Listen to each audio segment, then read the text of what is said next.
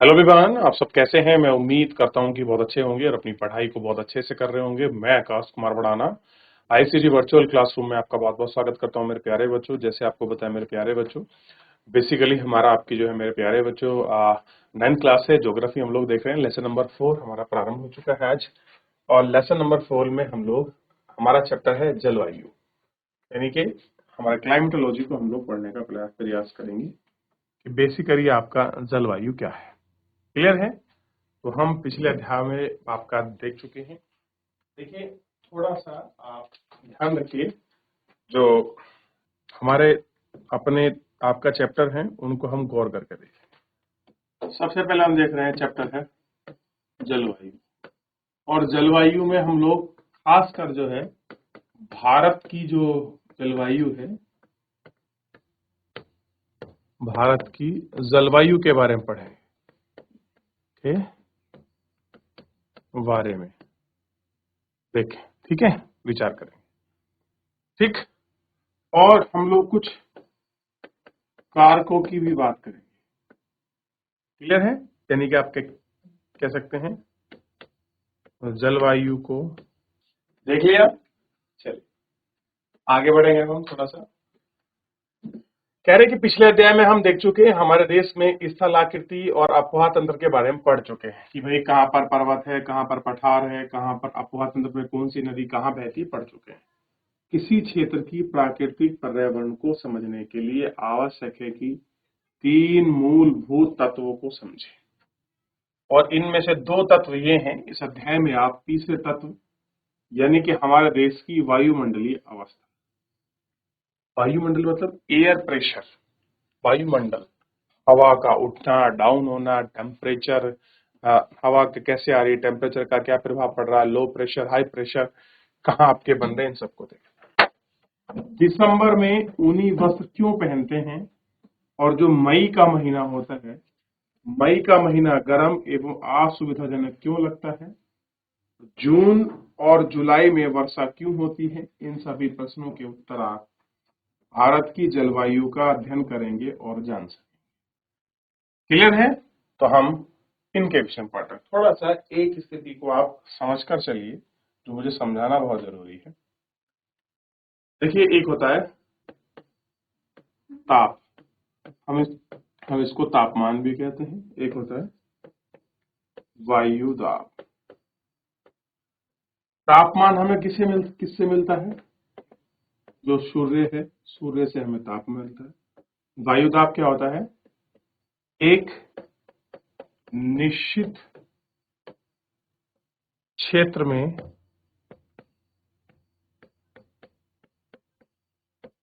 वायु का दबाव, कोई हम क्या कहेंगे? वायु दाब। मान लीजिए एक इतना बड़ा कोई एरिया है, 1 वर्ग मीटर का, 1 वर्ग मीटर का, और इस 1 वर्ग मीटर के एरिया में अगर आप देखोगे कितना हवा का दाब है, वायु दाब, इसको हम मिली बार या मिली लीटर में भी हम नापते। क्लियर है? ये आपको ध्यान रखना। क्लियर है? होता क्या है, जब आपका तापमान बढ़ता है तो ध्यान रखना, यानी कि ये एक दूसरे के प्रोपोर्शनल है। एक बढ़ेगा दूसरा घटेगा, दूसरा घटेगा एक बढ़ेगा।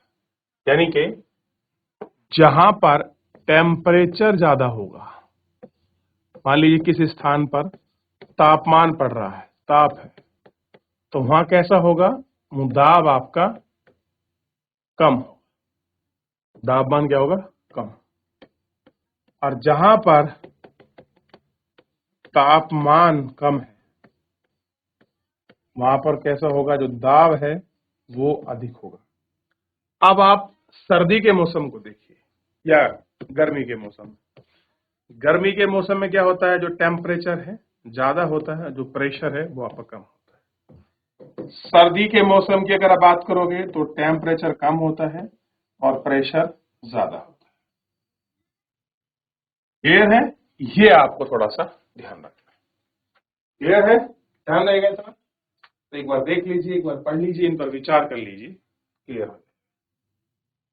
ठीक, क्या स्थिति है इनको हम देखें। एक विशाल क्षेत्र में लंबे समय अवधि यानी कि 30 वर्ष से अधिक मौसम की अवस्थाओं में विधिवत का कुल योग ही जलवायु है। कह रहे कि एक विशाल क्षेत्र में लंबे समय अवधि में मौसम की अवस्था और विविधताओं का जो कुल योग है वही जलवायु। लंबे समय मतलब कम से कम कोई क्लाइमेट 30 साल तक अगर सेम रहता है तब हम कह सकते हैं कि भैया इस क्षेत्र की जलवायु। मान लीजिए 30 साल से लगातार किसी टेम्परेचर या किसी पॉइंट पर हवा ईस्ट से वेस्ट बह रही है लगातार 30 साल तक, तभी हम कह सकते हैं कि भैया यहाँ जो हवा है ईस्ट से वेस्ट बहती है, क्योंकि वहां निरंतर कम से कम 30 साल तक ऐसा प्रक्रिया हो। विशेष समय में एक क्षेत्र में वायुमंडल की अवस्था को बताता है। मौसम जलवायु के तत्व तापमान, वायुमंडलीय दाब, पवन, आर्द्रता और वर्षण को एक ही होते हैं। अपने अध्याय में दिया हुआ मौसम की अवस्था को प्रायः एक दिन के बारे में ही बदलती है, लेकिन फिर भी कुछ सप्ताह कुछ महीने वायुमंडलीय अवस्थाओं लगभग समान बनी रहती है।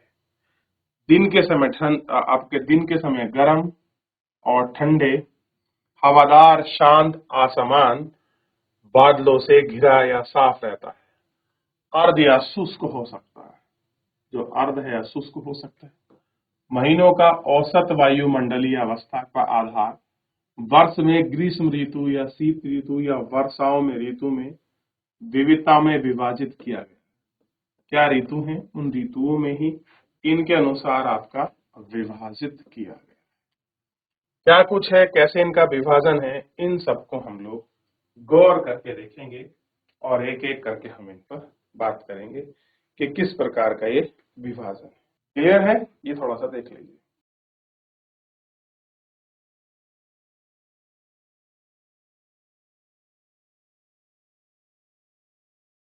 विश्व को अनेक जलवायु प्रदेशों में बांटा गया है।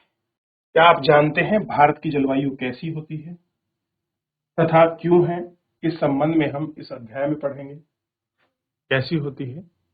मानसून शब्द की उत्पत्ति अरबी के मौसम शब्द से हुई है। जो हम जिसे मानसून कहते हैं, एक्चुअल में मानसून नहीं है, अरबी का एक शब्द है मौसम। यार क्या फर्क है, कुछ काटना हो करता ही नहीं है। इससे हुई है मौसम शब्द से, जिसका अर्थ है मानसून, यानी कि एक वर्ष के दौरान वायु की दिशाओं में ऋतु के अनुसार परिवर्तन। एक वर्ष के दौरान वायु की दिशाओं में ऋतु के अनुसार परिवर्तन ही हमें क्या दिखाता है? हमें मानसून बताता है। भारत की जलवायु को मानसूनी जलवायु कहा जाता है। एशिया में जलवायु मुख्यतः दक्षिण तथा दक्षिण पूर्व में पाई जाती है। तो बेसिकली अगर एशिया की जलवायु करें तो या तो वेस्ट साउथ में है या साउथ ईस्ट में पाई जाती है। एक रूपता है देश के जलवायु की अवस्था, स्पष्ट प्रादेशिक विभिन्नता है। हम दो महत्वपूर्ण तापमान और वर्षण को लेकर देखेंगे। एक ही स्थान से दूसरे स्थान पर मौसम और दूसरे स्थान पर किस प्रकार की विभिन्नता है, इन सब चीजों को देखा जाता है।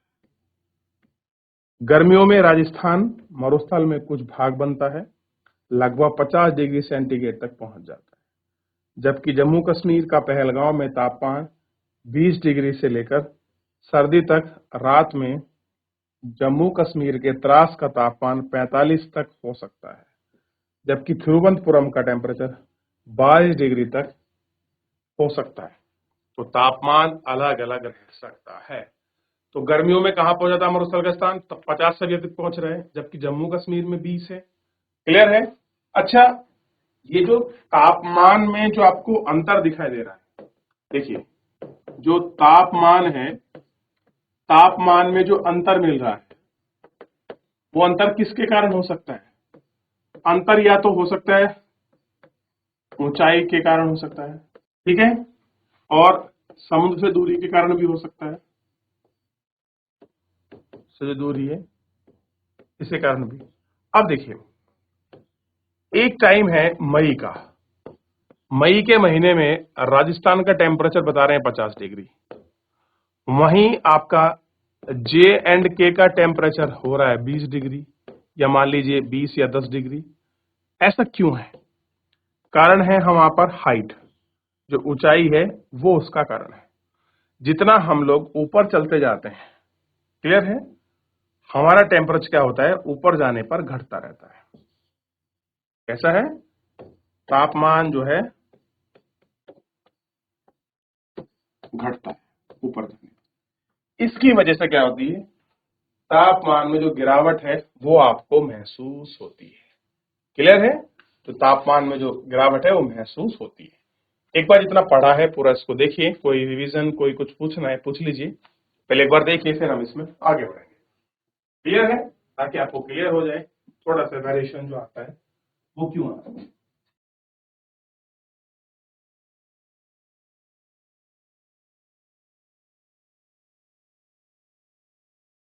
चलिए देख लिया, आगे बढ़े। कुछ स्थानों पर दिन और रात का जो तापमान में बहुत अंतर आता है। कह कहीं पर दिन और रात के अगर टेम्परेचर को आप अगर मेजर करोगे तो उनमें डिफरेंस मिलेगा। जैसे आप राजस्थान पहुंच जाइए, दिन गर्मी और रात में ठंड बड़ी महसूस होगी। दिन में आप चाहोगे कि भाई सूती कपड़े मिले, एसी में रहूं, और रात में ऐसे फीलिंग आएगी कि एक कंबल मिल जाए मोटा सा। क्लियर है? तो कह रहे हैं थार में दिन तो का तापमान 50 डिग्री हो सकता है, जबकि उसी का रात का टेम्परेचर 15 डिग्री। अब बताइए, कहाँ तो दिन का 50 है और रात का 15। टेम्परेचर का वेरिएशन आया कि नहीं आया? भाई 15-35 डिग्री का टेम्परेचर आ रहा है। और कह रहे हैं दूसरी ओर केरल, अंडमान निकोबार द्वीप समूह, दिन और रात के तापमान समान रहता है। आप अंडमान निकोबार द्वीप पहुंच जाइए, आप केरला पहुंच जाइए, दोनों का टेम्परेचर वेरिएशन बिल्कुल समान रहेगा, सेम एग्जैक्ट, कोई अंतर नहीं रहेगा। क्लियर है? अब हम बात करते हैं वर्षण। वर्षण यानी कि वर्षा, जो वर्षा का पैटर्न है, वर्षा के तरीकों को ही हम लोग क्या कह रहे हैं, अवर्षण। वर्षण को रूप तथा प्रकार के नहीं बल्कि मात्रा और ऋतु के अनुसार वितरण में विभिन्नता होती है। हिमालय में वर्षण अधिकतम हिम के रूप में, वर्षा है वो कैसी होती है, अधिकतम हिम के रूप में होती है। विशेष भाग यह वर्षा के रूप में है और वर्षण है, और विभिन्नता हम इसको देखेंगे। शेष भाग को हम वर्षा के रूप में होता है। वर्षण काल में विभिन्नता मेघालय में 400 सेंटीमीटर से लेकर लद्दाख में पश्चिमी राजस्थान में आपका 100 सेंटीमीटर से कम होती है। अधिकतर भागों में जून से सितंबर तक वर्षा होती है, लेकिन कुछ जैसे तमिलनाडु और के तट पर वर्षा अक्टूबर से लेकर नवंबर में भी होती है।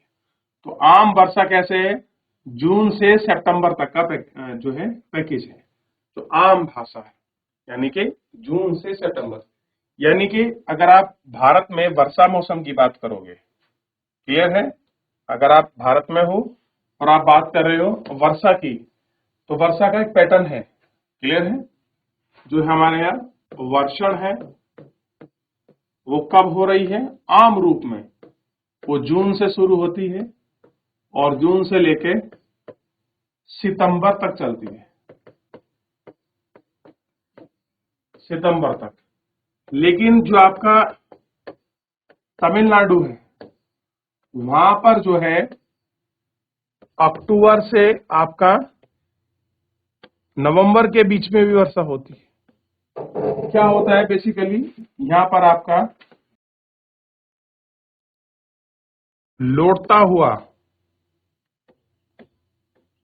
जो मानसून है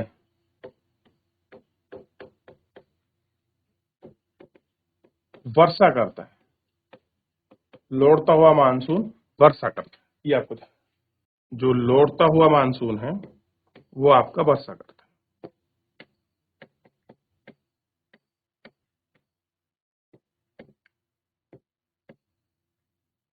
लौटता हुआ मानसून आपका वर्षा। तो यही तो बताने का प्रयास किया गया है कि भैया जो आम रूप है, जो आप पैटर्न पढ़ रहे हैं वर्षा का, वो जून से सितंबर है। क्लियर है? ठीक है। और तमिलनाडु का जो आपका टाट है, जिसको हम क्या कहते हैं, कोरोमंडल, क्या कहते हैं, कोरोमंडल।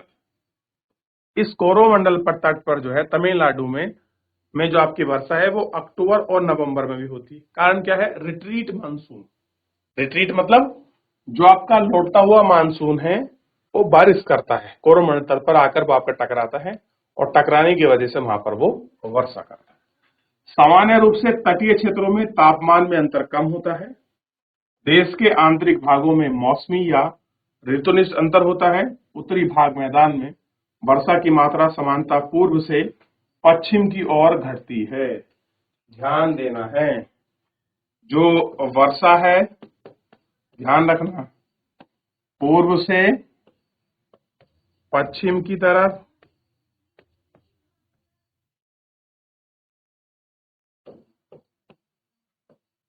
घटती है। क्या है, मात्रा घटती है वर्षा की। ये बताने का प्रयास किया गया है कि मैदानी क्षेत्र में वर्षा की मात्रा पूर्व से पश्चिम की ओर, मैंने उल्टा कर दिया क्या, नहीं, पूर्व से पश्चिम की ओर घटती है। यानी कि अगर भारत का मानचित्र बनाया जाए, देखिए, तो जैसे आप इधर जाएंगे, ये पश्चिम की ओर जा रहे हैं, तो वर्षा की जो मात्रा है, मात्रा कम हो जाएगी। क्लियर है, ये ध्यान रखना, ध्यान रहेगा, वर्षा की मात्रा कम हो जाएगी। तो पूर्व से पश्चिम की ओर जाने पर भारत में वर्षा की मात्रा कम होती है। तो क्वेश्चन यही पूछा जाता है कि वर्षा की मात्रा पूर्व से पश्चिम की ओर जाने पर कम होती है, बढ़ती है, सामान्य रहती है, कोई प्रभाव नहीं पड़ता। बताइए क्या होता है। तो ध्यान रखना, पूर्व से यानी कि बंगाल की खाड़ी से जब आप ऊपर की तरफ बढ़ोगे तो वर्षा कम होती जाती है। इसलिए जो मानसूनी पवनें हैं जो राजस्थान में पहुंचती हैं, हीट के कारण, गर्म होने के कारण और ऊपर उठ जाती हैं, उसको पार कर जाती हैं। यही कारण है कि वहां पर वर्षा नहीं होती है। क्लियर, क्या नहीं होती है, वहां आपकी वर्षा नहीं होती, इन्हीं वजह से ये सारी।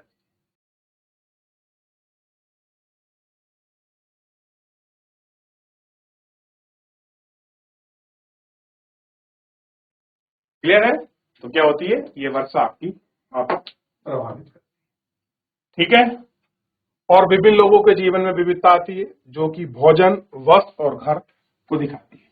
अब देखिए, जैसा मौसम होगा वैसे ही हमारे घर बने होंगे, वैसे ही हम वस्त्र पहनेंगे, वैसे ही भोजन खाएंगे। अब आप जम्मू कश्मीर जाइए, सबके घर इस तरीके से मिलते हैं। आप नॉर्थ ईस्ट जाइए, सबके घर छत आपके प्लेन मिलेगी ताकि पानी को संचित कर सके।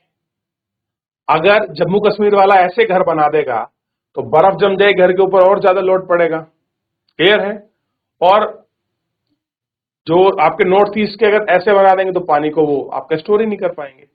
तो हर जगह का घर के प्रकार अलग दिखाई देंगे। खान पान का बड़ा महत्व है, हर जगह का खाना मौसम ऋतु के अनुसार होता है। और वस्त्र, कपड़े जो पहनते हैं, अब ठंडे में अगर आप, ठंडा कहीं पड़ रहा है, मान लीजिए आप जम्मू कश्मीर चले गए, आप जाके क्या चाहते हैं कि मैं टी शर्ट पहन के घूमूं, तो भैया आप बीमार होने तय हो बच्चों। क्लियर है, तो हमारा खान पान, हमारा रहन सहन और हमारा तौर तरीके, ये सब मौसम के ऊपर निर्भर करते हैं। क्लियर है, ये सब कैसे हैं, ये आपके मौसम से ही प्रभावित होते हैं, मौसम से ही बदलते हैं। मौसम इन सबको अपने हिसाब से चलता है और मौसम इनको प्रभावित करता है। तो इन सबको हम लोग देखेंगे। जैसे राजस्थान की ओर घरों की दीवारें कैसे होती हैं, मोटी होती हैं, छत पतली चपटी होती हैं, और तराई क्षेत्र और गोवा मंगलोर में छतें ढली होती हैं। कारण क्या है, कारण है वहां का क्लाइमेट। क्लियर है, चलिए इन सब चीजों को और हम लोग नेक्स्ट लेक्चर में गौर करके देखेंगे। फिलहाल मेरे प्यारे बच्चों, आज के इस लेक्चर में इतना ही, मिलेंगे नेक्स्ट लेक्चर में। धन्यवाद।